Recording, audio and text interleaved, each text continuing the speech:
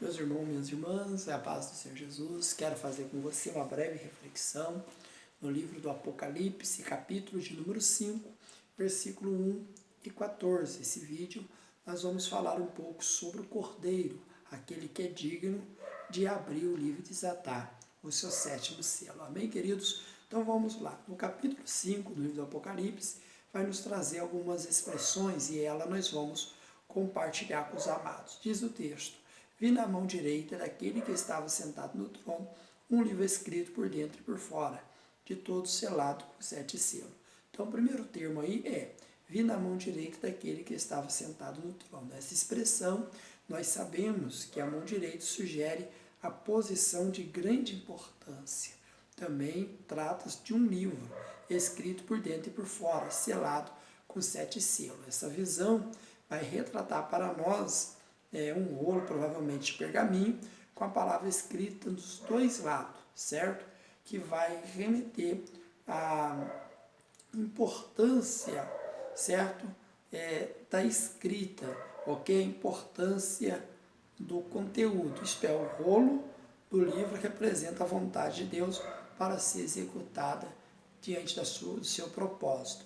Nós temos aí que esse livro ele é selado, 7 selos, revela inviolabilidade de um testamento de grande importância, ok? No versículo 2 está também escrito: vi também um anjo forte que proclamava em grande voz: quem é digno de abrir o livro e de desatar-lhe o selo? Então vamos lá. Vi também um anjo forte que proclamava em grande voz. 3 vezes no livro do Apocalipse traz a expressão anjo forte, e esse termo aparece como servo de Deus. Aqui, propriamente dito, o papel desse mensageiro é perguntar em voz forte, deixando bem clara a vontade de Deus de achar a pessoa certa para uma importante tarefa, que é abrir o livro, ok? Nós temos aí, quem é digno então de abrir o livro e de desatar o selo? É uma grande pergunta que se faz. Ele não pergunta quem é capaz, ele pergunta quem é digno. Essa mesma pergunta, ela tem que fazer parte do nosso cotidiano. Hoje na igreja, nós procuramos muito quem é capaz de fazer, quem é capaz de cantar, quem é capaz de pregar, quem é capaz de liderar. Nós procuramos potenciais, talento, mas o Senhor está perguntando quem é digno, né? Dignidade e capacidade, é a mesma coisa eu falar de carisma e caráter. Então, hoje nós temos que também aprender um pouco com essa expressão. Quem é digno, não quem é capaz. Quem tem caráter, não quem tem talento. Não é assim? Vamos lá. Então o versículo vai nos remeter isso daí. Quem então seria digno de abrir a revelação da vontade de Deus? Agora, meus amados irmãos, nós temos o versículo 3. Ora, nem no céu, nem sobre a terra, nem debaixo da terra, ninguém podia abrir, certo? É bem verdade que Deus do Velho Testamento, todos os profetas, sacerdotes, levitas, homens e mulheres que foram afetados pelo pecado, nem no Antigo nem no Novo Testamento poderia, até porque Romanos 3:23 diz que todos pecaram e destituídos estão da glória de Deus, né? No livro de Romanos 7:24, Paulo dá um grito dizendo, né? Miserável homem que sou, quem me livrará do corpo desta morte? Salmo 51, versículo 5 diz: eis que nasci em culpa, em pecado concebeu minha mãe. Então a natureza pecaminosa é uma realidade da raça humana, que só tem uma solução, que é através do sangue de Jesus Cristo, ok? Vamos lá. E versículo 4 diz que ele chorava muito, porque ninguém foi achado digno de abrir, nem mesmo de olhar para ele. Isto é, o universo inteiro ficou em silêncio. E João, diante desse silêncio, ele chorava copiosamente. Se o livro permanecesse selado, é bem verdade, queridos, não haveria controle de Cristo sobre o universo. Sim, não haveria as pragas do Apocalipse, não haveria o juízo, concordo com os irmãos, mas também não haveria novos céus e nova terra. Então João chorava copiosamente, mesmo ele não compreendendo, não sabendo ainda o conteúdo do livro, ele confiava em Deus, que o propósito de Deus ainda era bom, ok? Vamos lá. No versículo 5 e 6 ele diz: todavia um dos anciãos me diz: não chore, eis aqui o leão da tribo de Judá, a raiz de Davi.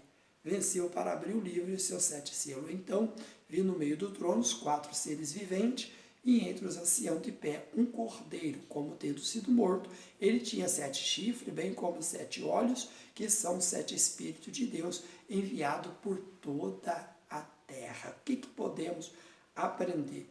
Todavia, um dos anciãos me disse: não chores, eis aqui o leão da tribo de Judá. Então, vamos lá. Primeiro, esta vez é um dos anciãos que fala com João. Ele consola não com palavras vazias, mas com a verdadeira esperança que somente é encontrada na pessoa de Jesus. Então ele não vai filosofar, ele vai trazer uma mensagem de autoajuda, não, vai apontar a situação emocional, a preocupação de João naquele contexto para Jesus. A verdadeira esperança do homem ainda está olhar para Jesus, ok? Segundo, o homem busca uma resposta à sua necessidade e à sua tristeza. Muitos irmãos oferecem soluções vazias, procuram consolar com promessas de alegria, é verdade, e altas realizações, mas quaisquer promessa que não se baseia em Jesus são totalmente vãs, ok? Terceiro, Jesus é o leão da tribo de Judá. Olha que maravilha. O leão é um animal forte e dominador que representa o poder real, tá certo? Nós temos várias referências. Provérbios capítulo 30, no versículo 30 diz que o leão é que é mais forte entre os animais e que não se desvia diante de ninguém. Também é citado muitas vezes na Bíblia para representar poder destrutivo, como também representa a coragem daqueles que não desistem quanto ameaçado, como está em Provérbios 28, 1. Tá certo? Mas então, eu ia dizer que Jesus, ele é o leão da tribo de Judá. Também ele é a raiz de Davi. Como assim? Do ponto de vista humano, querido, Jesus, ele descende de Davi. No ponto de vista espiritual, Davi descende de Jesus, ok? Também nós temos o termo, venceu para abrir o livro e seus 7 selos. O que podemos aprender? Apocalipse começa com a frase, revelação de Jesus Cristo, ok? Que Deus deu.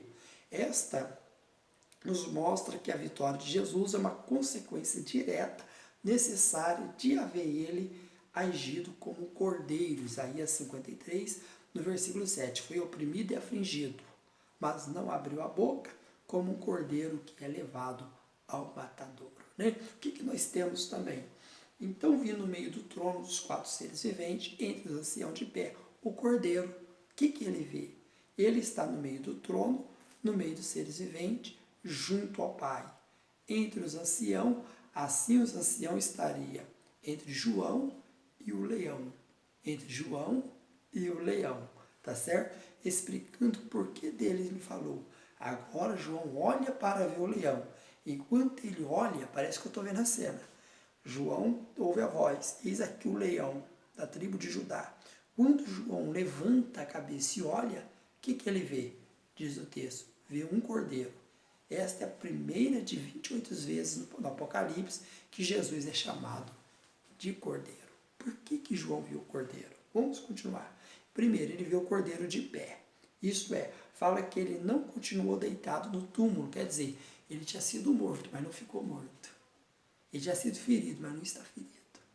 Então, ele tinha sido morto. Eu falo dele que ele não está deitado no túmulo, mas está de pé, ou seja, ressuscitou. Por quê? No dizer de Pedro, né? Atos 2, versículo 24, a parte B diz, não era possível que fosse detido ou retido por ela. Por ela quem? A morte. Por isso que João viu o cordeiro de pé. Eita glória. Outro sim, nós temos uma visão que Deus revela seu mistério, ele tem todo o direito de misturar símbolos para comunicar fatos importantes sobre Jesus e a sua missão. Jesus é ao mesmo tempo o leão de Judá e o cordeiro. Esse símbolo representa a união do poder onipotente e do sacrifício de amor. O cordeiro de Deus que tira o pecado do mundo. Primeiro Evangelho de João, capítulo 1, versículo 29. Cordeiro for usado nos rituais de aliança e no sacrifício no Antigo Testamento. E desde da épocas antigas já apontava para um ato de amor. Por isso que Cristo ele veio como cordeiro. E João viu Cristo como cordeiro, certo? Enquanto o leão runge e despedaça seus inimigos, o cordeiro foi levado mudo ao matadouro. Este cordeiro é o principal vencedor. Então ele não vencendo pelo leão da tribo de Judá, que a venceu para abrir o livro, ele não venceu como leão.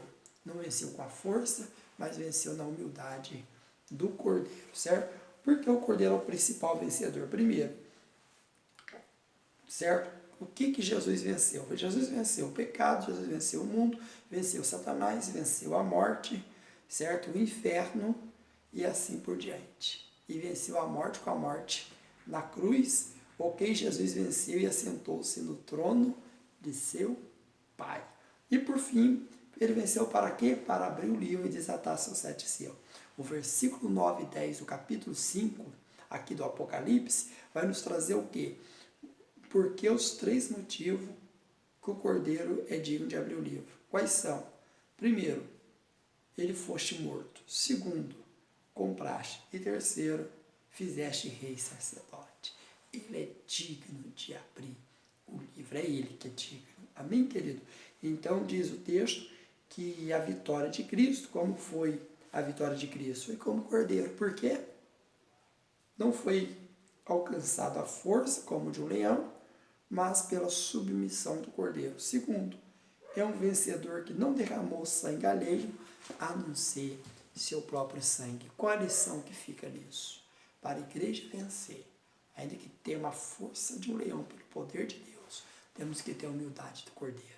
Que Deus abençoe sua vida, o seu ministério e a sua família.